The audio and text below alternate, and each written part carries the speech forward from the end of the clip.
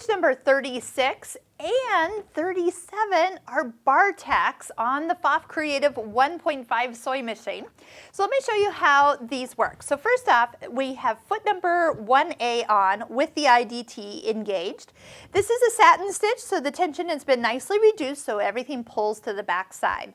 So it's preset. So let's just go ahead. If you were just to sew this, it will have a preset length. Just sew until it stops, and then you can use your thread snips when you're done. I do notice that if I use the thread snips, it does take that one extra stitch, so you might want to just take it out and then cut that thread. So unless that's bothering you, if that is bothering you, don't use your thread snips.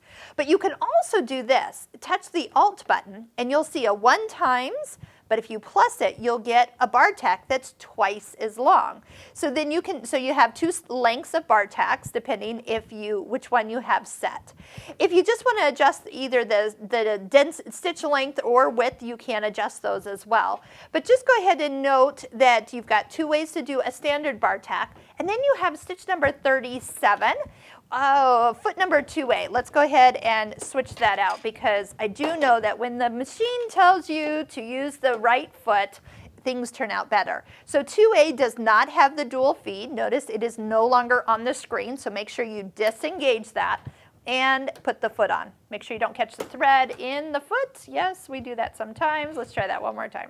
Okay, so now with this stitch, it's kind of a decorative bar tack.